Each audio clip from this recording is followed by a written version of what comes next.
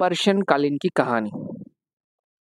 कई साल पहले, बहुत समय पहले, जिस देश को कभी फारस कहा जाता था, वहाँ एक दयालु और बुद्धिमान राजा रहता था। वो अपने लोगों से बहुत ही प्यार करता था। वो एक बहुत बड़े सफ़ेद पत्थर के महल में रहता था, जिसमें बहुत सारे कमरे थे। उसका महल फूलों और फलों के पेड़ों से भरे बगीचों और चमचमाते फाउंटेन से घिरा हुआ था। राजा के पास वो सब कुछ था जो कोई आदमी चाहता था। लेकिन उसके पास एक सबसे बेशकीमती, बहुत बड़ा हीरा था। वो हीरा स्पेशल एक स्पेशल पोल, एक खंभे पर रखा गया था। वो इतना सुंदर और इतना चमकता था कि उससे न केवल उस कमरे में बहुत रोशनी होती थी, लेकिन उसके आसपास के सभी कमरे लेकिन उसके आसपास के सारे कमरे भी अ, 1 लाख इंद्रधनुष जैसे प्रकाश से जगमगाते थे। मतलब उसके आसपास के सारे कमरे भी चमकते थे। राजा बिल्कुल भी स्वार्थी नहीं था। वो अपने लोगों से बहुत प्यार करता था और उन पर पूरा भरोसा करता था। इसलिए उसने हीरे की देखभाल के लिए या उसकी सेफ्टी के लिए कोई चौकीदार भी नहीं रखा हुआ था। हर दोपहर हर दोपहर जब सूरज ढलने को होता था, तब राजा अपने महल के दरवाजे खोल देता। उस समय जो चाहे महल महल में अंदर आ सकता था और हीरे की चमक से सारे कमरे की जो दीवारें चमचमाती थी, उन्हें देख सकता था। एक दिन शाम के समय जब भीड़ राजा की प्रजा महल में घुस रही थी, तब एक अजनबी उन लोगों के बीच मिल गया और उसने हीरे को चुरा लिया। उसके बाद उस चोर ने हवा की तरह घोड़े को डूबते सूरज की ओर रेगिस्तान के चट्टानी मैदान में दौड़ाया। लेकिन फिर अचानक घोड़ा लड़खड़ाया, हीरा चोर के हाथ से गिर गया और वह चट्टान पर बिखर कर चूर चूर हो गया। उस समय सनसेट या सूरज अस्त हो रहा था और हीरे के छोटे छोटे टुकड़े उस सूरज की रोशनी से चमकने लगे और चोर की आंखों में एक साथ कई सारे लाखों लाखों जो सूर्यास्त थे वो दिखने लगे। चोर को कुछ समझ नहीं आया, उसे खाली हाथ लौटना पड़ा। वो अपनी किस्मत को कोसते हुए वहां से चला गया। राजा के महल में सनसेट के समय हीरे के स्पेशल जो रिफ्लेक्शंस होते थे, उनको देखने का रिवाज था।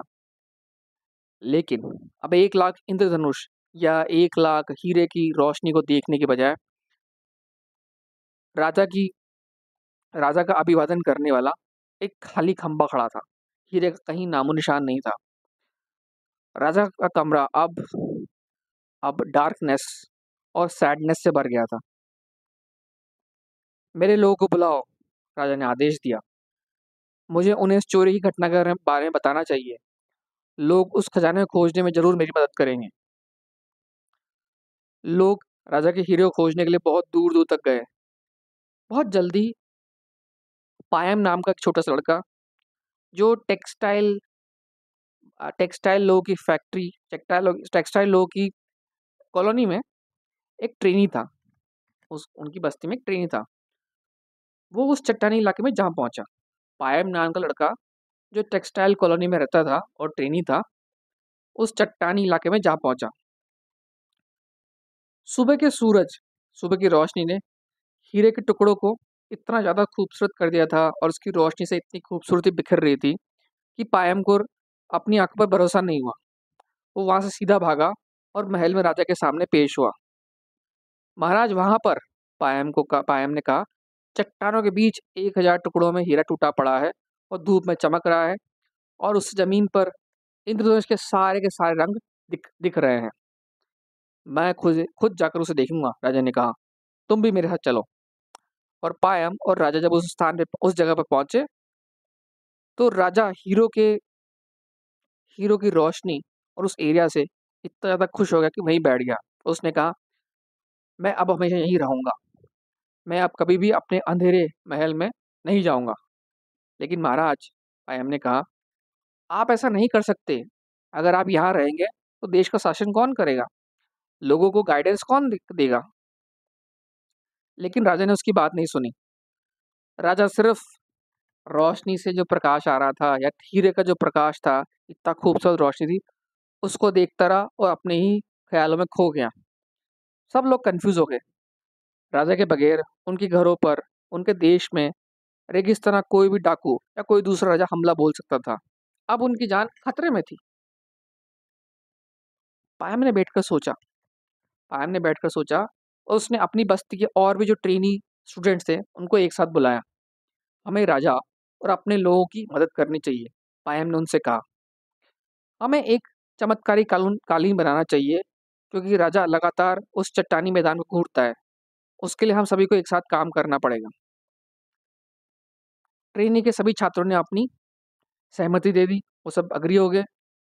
इस काम के लिए कालीनों के मास्टर, बुनकर और कलर करने वाले लोग भी तैयार हो गए, क्योंकि उन्हें उन्हें चाहिए था कि राजा अपने महल में जाए और उनकी सेफ्टी करे बाकी राजाओं के हमले से। तो इस कालीन की मदद से राजा अपने घर में जा सकता था। सभी ने अपना अपना काम तय कर दिया। फिर पायम राजा के पास गया और कहा, महाराज, आपसे एक रिक्वेस्ट है। आप सिर्फ 1 साल और 1 दिन के लिए महल में वापस चलें और सिंहासन पर बैठें। यदि अगर हम उतने टाइम में महल के कमरे में रंग और रोशनी भरने में फेल हो गए, तो हम अपने नसीब को मान लेंगे और एक राजा के बगैर ही रहेंगे। सिर्फ 1 साल और 1 दिन की बात है, महाराज। राजा अपने लोगों को इतना तो कर ही सकता था, इसलिए राजा ने इस बात पे सहमति दे दी। फिर सभी लोगों ने दिन रात काम किया, कटाई की, रंगाई की और एक बड़े बड़े कालीन की बुनाई की। फिर 1 साल और 1 दिन में कालीन बनकर तैयार हुआ। फिर कालीन को महल के उस कमरे में, हॉल में ले जाया गया, जहाँ खंबे पर हीरा रखा रहता था। फिर लोगों ने फिर लोगों ने काफ़ी और प्रजा को बुलाया और वहाँ पे काफ़ी भीड़ इकट्ठी हो गई। और उस भीड़ के बीच कालीन को राजा के सामने खोला गया। अचानक कमरा एक बार फिर इंद्रधनुष या रेनबो के कलर से भर गया। लाल, हरे, पीले, बैंगनी, रेशमी कालीन के रेशे फर्श पर चमकने लगे और दीवारों और छत पर अपने रंग बिखेरने लगे। एक बार फिर से कमरा रोशनी से भर गया और राजा और उसके लोग खुश हो गए।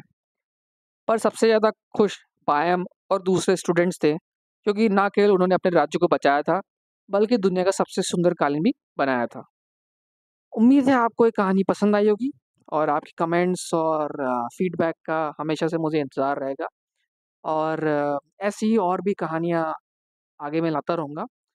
तो अगली कहानी तक के लिए have a good day and God bless you all.